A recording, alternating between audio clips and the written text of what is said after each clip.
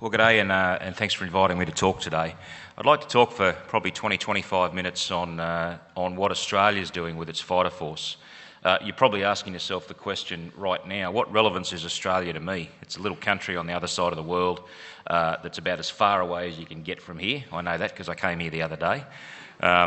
It's got a small population and it's got a modest defence force with a modest budget. I'd suggest that, as I'm going to try and outline over the next 20 minutes or so, that we're facing some major challenges with transitions from one level of capability to another. We're facing major challenges with funding, as are most other air forces.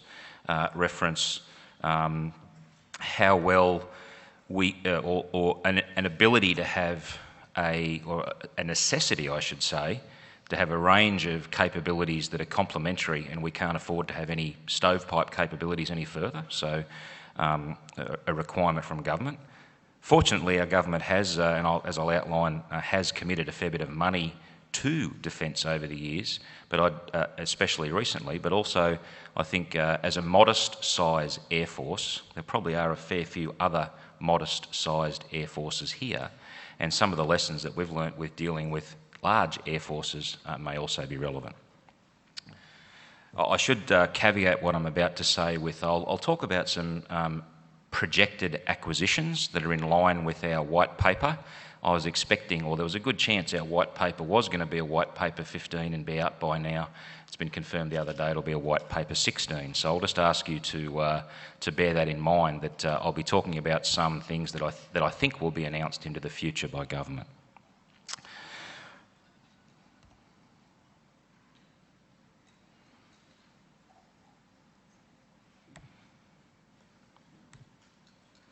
Right, so what I'd like to discuss quickly. Our current and future fast jet training, a quick review of our existing and future fighter capabilities, and I know it's a fighter conference. I've put the E-18G Growler up there. You could discuss forever whether it's a fighter or not. Let's not. It's a fast jet. It's a fast jet platform that I think is relevant to the fighter community. And then I'd like to finish with, after F-35, with a discussion on Plan Jericho, which is a plan that was released in February of this year by the Air Force to try to better connect all the disparate elements of our Defence Force capabilities that we've acquired in an interesting fashion, vice possibly a deliberate fashion. I'd like to finish off with that because I think that may be of some interest to industry. Before I actually go any further, I think it's probably important to try to put the Australian Air Force in context. So it's a fairly small Air Force, 15,000 odd people with maybe 500 to 1,000 defence civilians. That's half the size of the number of people on some USAF basis. Fact, okay? So with that small force, we're undergoing a fairly major transition. So I'm going to talk in detail about Super Hornet, Growler, JSF, the Hawk and some training. But it's also probably worthwhile that whilst all that's going on, my particular role is that I work direct for the Chief. I work direct for the Chief of our Air Force to first of all make sure that the capability the acquisition agency is delivering is what we actually want, and second of all, responsible for introducing that into service. So in other words, phasing out the old stuff and introducing the new stuff. That includes not only the fighter force, but it also includes things like the introduction of our 6th and 7th KC-30s, the major upgrades that are ongoing and will continue to be upgrowing to our Wedgetail E-7 AWAC aircraft, upgrades to the C-130J, which is as part of a joint user community's interesting discussion, introduction of C-27J, 10 aircraft. We've got 2 aircraft in Australia right now with crews. We've got 2 aircraft in the States at Waco undergoing training on those, to introduce 10 of those aircraft within the next couple of years. The King Air, the C-17 with C-17 numbers 7 and 8 recently delivered to our Air Force only a couple of months ago. The P-3 to be replaced with the P-8 Poseidon, which is a fairly major change, and we've got crews right now at Jacksonville Naval Station in the States. In fact, I hate to admit it, but I went flying on a P-8 about 2 months ago with an entirely Australian crew. There was one US Navy person on that aircraft, just to keep us honest, and I almost enjoyed it, but I won't say that any further as a fighter pilot. Along with P-8, the Triton UAV will be introduced as well late this decade, early next decade, to complement the Maritime Surveillance Force. And on top of that, a brand new pilot training system to deliver, which will centre on the PC-21 aircraft to be introduced later this decade. There's a good chance that the White Paper 16 will indicate that we'll be transitioning from Heron to Reaper aircraft, and a brand new bunch of air traffic and air defence systems. So the so what to that slide is, not only am I going to talk about the fighter-centric transitions that are occurring within Australia, but there's a broader brush here that indicates that by 2025, the oldest aircraft in Australia's inventory will be a C-130J, which just happens to be the newest C-130. And we won't have any fourth-generation fighters. Our oldest fighter will be a Super Hornet. That presents challenges, but it also presents opportunities. Some people would say to me, with a force of 15,000, how do you actually intend to make that happen? Well, my answer to that is I'd rather have the problem of introducing all these new capabilities than the problem of trying to make the old ones last longer. So it's probably a reasonable problem to have. So if I just finish on that, which gives you an idea of the level of, I wouldn't call it turmoil, but the level of change in what is a small force from the Australian Air Force, I'd like to move now to possibly just looking at fast jet training. So, in order to feed the fast jet pipeline, we've made a conscious decision recently to go through all through training to generate our pilots to wing standards on the PC-21 aircraft. It's not only the aircraft though, it also consists of a comprehensive suite of simulators, not just high-end simulators, but also low-end simulators as well. And that will deliver what we think will be a world-class pilot training system. I'll also note in there, however, that unlike a lot of other nations, we don't have a Hawk or a Macchi or a fast jet in that pilot training system to get to wing standard. We're going to do that on the PC-21, I should say, my apologies. Some people might say it has jet-like performance and jet-like capabilities, but it'll be interesting to see how we go in that transition. And we'll have PC-21s flying in Australia in about 2018, well, no later than 2018, and how that transition will turn out, because obviously what this new pilot training system is designed to do is to deliver at wing standard a candidate or a brand new pilot who is capable of transitioning to a raft of other aircraft. After wings, we'll still have the Hawk 127 Plus, and I'll talk, which is undergoing an upgrade at the moment to a leading fighter capability assurance program. And from there, people will stream to JSF, people will stream to Super Hornet, people will stream to Growler. And one thing we are struggling with as well, or working with, as I'm sure many other nations are, is how do we pick the aptitude of the young man or woman who's finished pilot's course and whether or not they're going to go to the JSF or the P-8 or the Growler or, for example, the Super Hornet. A single-seat platform, a two-seat platform. And from having actually flown Classic Hornet a fair bit over the years, from having flown Super Hornet a little bit over the years, there's not too much different there apart from you've got someone in the back seat that can help you out a lot of times, and I'm unabashedly a pilot in this case. So you can operate Super Hornet single seat or you can operate it better two-seat, but you can still operate it single seat. And having recently flown in the Growler in the back seat, which was not a very pleasant experience without a throttle and stick for an hour and a half, let me tell you, the type of person we're going to need to operate those aircraft is different. They're not the same type of people, and we're going to have to try to pick those because we have a too higher washout rate on our courses, and we have to improve that. Because as a small country with a small pool of people to actually go through the training process, we have to improve our pass rates across the board. And that's one of the goals of our new pilot training system. So what significant change coming right now within that pilot training system? We should have roughly about 180 hours on pilot's course, of which about 50 will be simulators. Right now we have 180 hours on pilot's course on the CT4 and the PC9.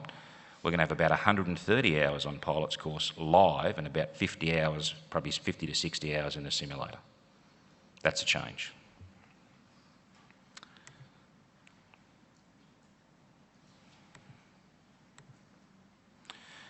If we talk about the transition, just quickly through there, you can see that we have people right now. We have about 12 personnel at Whidbey Island flying the Growler in the US Navy system right now. They will come back to Australia in about 15 months to stand up a Growler squadron in Australia to be up and running by mid-17. We've got 2 people and 2 aircraft flying F-35 at Luke Air Force Base in the States right now as well. And we've got training, we've got Super Hornet training in Australia, and we've got Super Hornet training with the US Navy.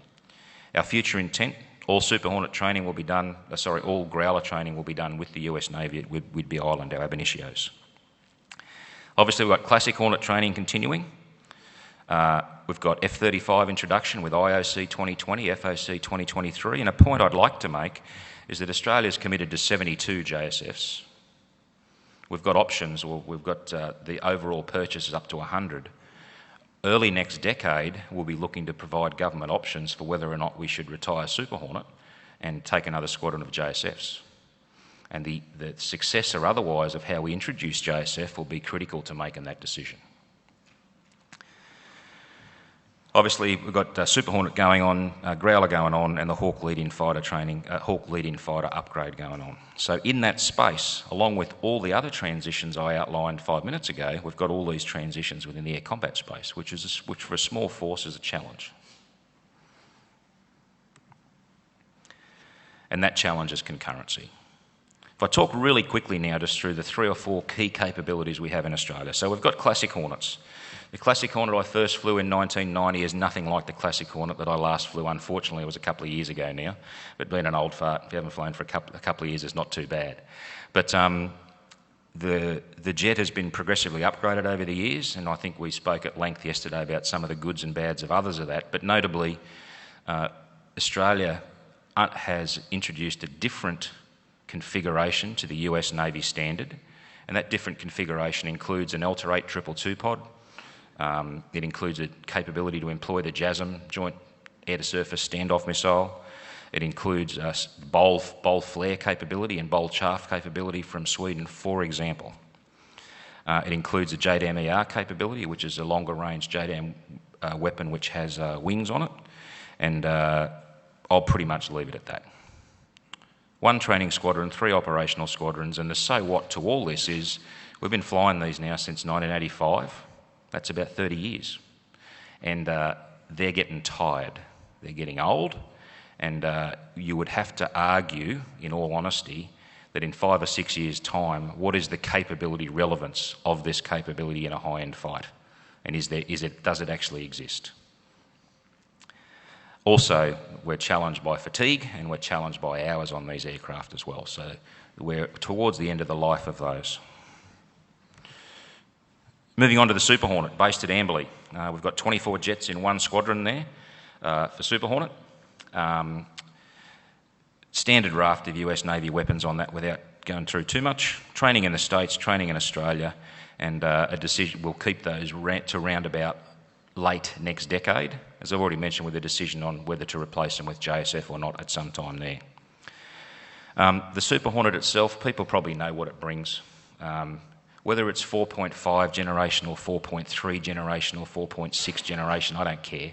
Okay, it's a vast step up from what we had in the Classic Hornet as a stepping stone to JSF. And that's been quite a good thing for us to experience over the past 5 or 6 years. Why Super Hornet? So I've been asked this question as a whole stack. Why didn't you keep the F-111 flying? So you can keep anything flying forever if you want to pay for it. But as the only operator of the F-111, we finally came to our senses and decided that it was just not viable from my financial or capability perspective to keep it going. With the delays to JSF that I'm very happy to say, and now will appear that those delays are largely over and the JSF remains on track for the current schedule. We needed to do something, and getting a bridging capability of Super Hornet to bridge through to JSF has turned out, I think, to be a good decision. I've already mentioned 4.5 gen. Why wasn't an F-15E, some people would say? Well, because I can get out of a Classic Hornet and jump in a Super Hornet and take it flying in about 2 weeks. I can't do that in an F-15E. I'd like to think I can, but I can't. So therefore, it was the only logical thing for us to actually be able to transition to in the time frame we had available. So why bother with Super Hornet over Classic Hornet? And this isn't a sales pitch for Boeing at all. It actually is trying to say that, well, with the AESA radar and the ability to actually better range, better stations, all that sort of stuff, but an AESA radar and a 2-cockpit crew were key things that we hadn't had on the Classic Hornet. We had them on the F-111, and actually having the Wizzo in the back seat for some of the more complex missions has certainly proved to be a bonus. And whilst you can fly the Super Hornet as a single-seat pilot, which I like to say, as one of the single-seat master race, you can operate it better with a good Wizzo in the back seat. By the same token, if you've got a bad Wizzo in the back seat, you're better off not having one. So we need to have a bunch of good Wizzos, which we try to train ourselves. The cockpit itself allows true multi-role operations with that AESA radar able to do more than one thing at once.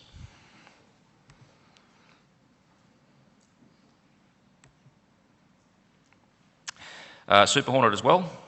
Common as practical, it has introduced for Australia a couple of new security paradigms, which is a stepping stone to JSF, which has challenged us, but it's certainly a good lesson to have. It has allowed us to work closer with coalition partners or with coalition entities because to ensure interoperability. And as you get higher levels of technology, it becomes more difficult to ensure those higher levels of interoperability, and that's certainly something that we've been working on lately. As for the workforce goes, introducing a blend of XF-111, Classic Hornet and others, and that has proved relatively successful. One thing I would say as a lesson from introducing the Super Hornet, though, that we will not, or a mistake that we made with introducing Super Hornet that we will not repeat with JSF, is we stood up an operational capability quickly, you could say to make it look good. What we didn't do, we did that at the expense of our training capability. And for the past 3 or 4 years, we've paid for not actually standing up the training capability first. And we won't be making that mistake with introducing JSF. And a couple more things. I guess the final point there with Super Hornet is that we have enjoyed some really good relationships with the US Navy on Super Hornet. I would say far closer than we ever experienced with Classic Hornet, far more fruitful, and it has certainly spawned a desire, certainly from myself and from the rest of the Australian Air Force, to maintain commonality in configuration with the US Navy wherever possible, because that certainly has worked for us up to now, which was something we didn't do with a Classic Hornet, and we may have paid some prices for that over the years. Moving on, it's not a fighter, it's a Growler. It looks a bit like a fighter.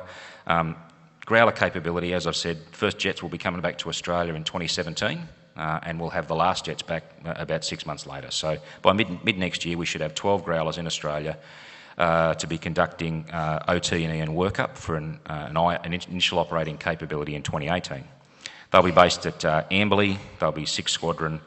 We'll be 6th Squadron at Amberley for that, and we won't have a dedicated Super Hornet training squadron. 6th Squadron was the Super Hornet training squadron, becomes the Growler squadron. We'll have a nascent training capability within one squadron at Amberley with our Super Hornets. I'm not going to bore you with the details of what a Growler is. People know that as well as I do, I'm sure. One thing to note, however, is we have been progressing recently with, even though we haven't even acquired the Growler yet, we've got our people at Whidbey Island flying it, we're already embarking on a process to try to transition from the current Growler capability to the advanced Growler capability late this decade, early next decade, which is 5 years out. So it's a bit strange to actually be presenting our government with, we haven't even got this yet, but we want to upgrade it. But that is in an attempt to maintain commonality with US Navy configuration, and it would appear that at this stage that's working reasonably well as well. The next slide. On the right-hand side of that slide, I don't particularly think anyone needs to try and decipher that because I can't. Why I've put that up is one of the key challenges for Australia with the Growler capability. That right-hand side of the slide is trying to graphically show the mission data complexities, or what I would call the mission data enterprise complexities from introducing an airborne electronic attack capability into the Australian system that we haven't had before. It's an interesting thing to do from scratch, again. We're quite thankful for the support the US Navy's given us here, but we've chose to embed personnel in the US Navy system to manage our Australian requirements for the airborne electronic attack mission data enterprise. A lot of people might call it intelligence mission data. I don't do that because I don't want the intelligence agencies to glom on to the intelligence word and then try and say that it's their responsibility. So whatever you want to call it, but the words there basically indicate that at various levels we've got people embedded in the US Navy system, and those people assist both the US Navy system and they also satisfy our requirements. So if you like, if Australia has a short notice requirement to update the mission load for a particular area of operations, that will be completed by Australian personnel and US personnel at Point Mugu in the US and then sent back to Australia. We won't be planning to do that in Australia for Australia. And that's that's a divergence or a diversion from how we've done things in the past. And you can see the builds there, but that basically shows the various elements there of that mission data enterprise. Moving on, F-35. We'll have 4 squadrons of F-35, 1 training squadron and 2 operational squadrons at Williamtown. And the dot up to the north there, if you haven't been to Australia, I talked about the Gaffer yesterday. Tyndall's in the middle of the Gaffer. It's a great place to go flying though. Airspace that's basically a circle of 150-mile radius centred on Tyndall, 0 to 50,000 feet and supersonic, with a HE range about 80 miles to the south. So it's actually it's in the middle of the Gaffer, but being in the middle of the Gaffer, it's actually a good place to be able to fly. We've got, as I said before, we've got personnel at Luke now flying the aircraft, so they're actually conducting training within a US Navy training squadron there at Luke. We will gradually build that up over the years between now and about 2018. Our first jets come back to Australia at the end of 2018, and in that next 2-year period, we'll be looking to get to IOC for JSF. 6,003 and 5 is just a project number for us to acquire air-to-air and air-to-surface weapons for the JSF. That was discussed at length yesterday, and I don't intend to go into that any further, along with 3023, which is to acquire the Maritime Strike Weapon. So with that JSF training, we have commenced transition. Our intent is to maximise leverage from the US system to be able to stand up our own capability. We're going to look between now and 2018 to stand up 2/3 of a JSF squadron inside that USN system, then bring it back to Australia. The key thing will be then, at the end of 2018, we'll bring jets and people back to Australia, and we've got 2 years of dedicated OT&E and workup in an attempt to get to the IOC point of the end of 2020. In that 2-year period, we'll establish 1 operational squadron and 1 training squadron for JSF. And then after 2020, we'll be looking to transition 1 squadron a year to JSF as well, which is a fairly ambitious timeline, a fairly optimistic timeline, but it's a timeline we have to achieve because, as I've already mentioned, at around about 2021, the Classic Hornet runs out of effective capability relevance, and it runs out of effective fatigue and airframe life. So we are on a journey there that's been forced by the age of the Classic Hornet. And obviously with JSF, I won't go into any further, but there are security implications with JSF that are challenging for all. A different approach to training, increased use of simulation. And then there's another dot point directly under that, live, virtual and constructive. So there's been a lot of discussion on that over the past couple of days. I think I'm going to have to say I differ from my personal opinion here is slightly different from others. There is little doubt in my mind that for the JSF, in order to generate the complexity, the RF density, and the number of entities that are going to challenge the JSF capability, and to a large extent challenge an experienced pilot in employing that JSF, it's going to be very difficult for you to generate that live. In fact, I don't think you will be able to. And then if you can generate that live, there's going to be a whole stack of security implications to allow you to actually exercise that live. So there is going to be a combination here of live and virtual and constructive training that's required. But my perspective is you're still going to have to fly. We will plan to still fly about 150 or more hours for each of our JSF pilots every year. We'll also plan to do about 100 hours in the simulator or more. That adds up to about 250 hours. So I don't agree with the paradigm that says we're going to replace flying hours with simulator hours. What I do agree with is that we're going to augment flying hours with simulator hours and end up with an individual aircrew and an overall capability that is far in advance of what you can achieve with live flying alone. And I think that's a slightly different paradigm than what might have been presented, because the capabilities that JSF brings, and we're fortunate to have people who've been on exchange with F-22 and are flying the JSF now. A kit off the streets reaches a far higher level of capability on those 5th gen platforms than they can in the same amount of time on a 4th gen platform, because of the capabilities of the platform and the way the information is presented. And that's something we need to definitely exploit in the introduction of those capabilities. We've got to introduce new trades as well. So low observable and mission planners are just key to JSF. Being at Luke recently, it was interesting to talk to a lot of the maintainers there, and they would call the people that were maintaining the low observable characteristics of the airframe the art and craft fraternity, which was interesting because when you actually went out to the jet and watched what they were doing and how they were doing it, it actually was akin to art and craft. That's not the people who are actually fixing major dings or major dents in the actual capability, but just maintaining on a day-to-day basis is akin to art and craft. And it was interesting to see that and see how it's developing, and to the dumb pilot, how simple it seemed to do as well, which is not a bad thing. Obviously, we have the mission data enterprise for JSF is significant, just like Growler, and probably even more significant. Our solution to that is the ACURL, the Australia, Canada, UK Reprogramming Laboratory, which sits side by side with the US Air Force Reprogramming Lab in the US. Canada might be a little bit, the presence of Canada in that ACURL thing might be a little bit problematic at the moment, but it's still maintaining that way. So Australia and the UK are working that piece hard.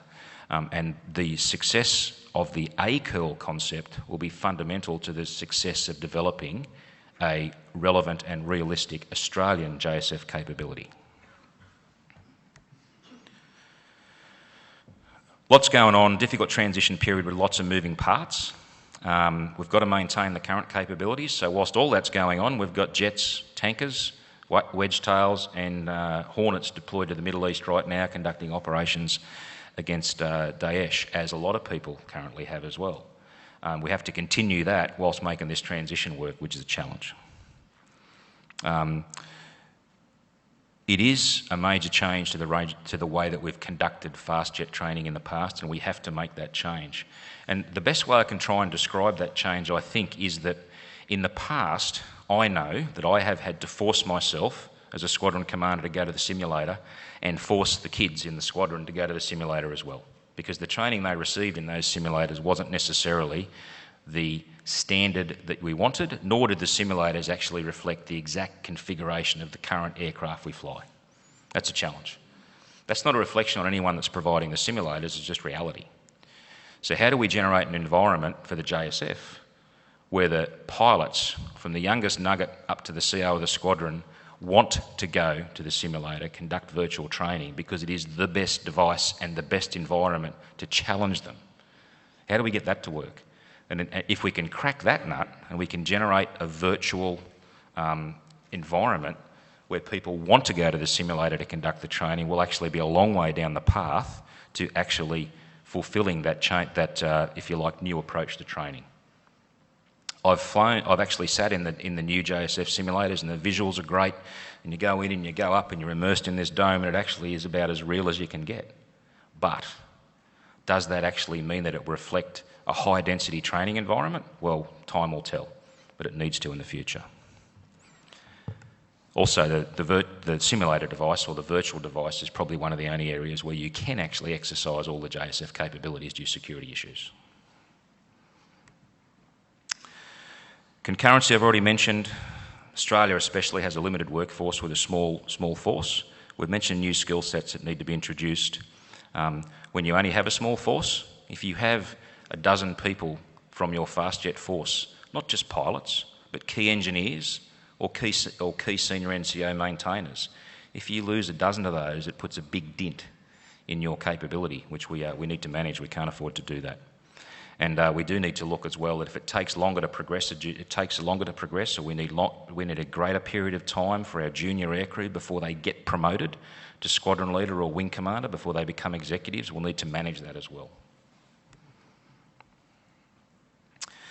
Right, I'd like to now spend 2 minutes talking about Plan Jericho. Why talk about Plan Jericho here? I actually think for the industry players in the room, Plan Jericho is a key opportunity for industry to engage with the Royal Australian Air Force, and a key opportunity for industry to engage with the Australian Defence Force, but especially the Air Force.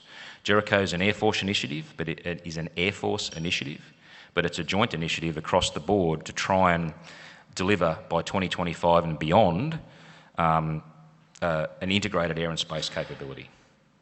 So we've acquired a lot of the building blocks of what is a modern Air Force.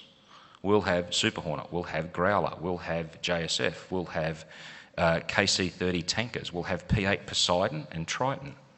That's not a bad technology base to work from, okay? But some of them are US Navy heritage, some of them are US Air Force heritage, some of them, such as the Wedgetail AWAC platform, is Australian unique. How do we make sure that all those individual platforms can network together to deliver a reasonable capability? How do we focus training, and how do we focus individual education to deliver that as well? That's the nexus of Plan Jericho. Hopefully, it'll take 10 years to deliver. It will never be finished, and hopefully it will actually have a lifespan of 10 years because it will need to actually deliver.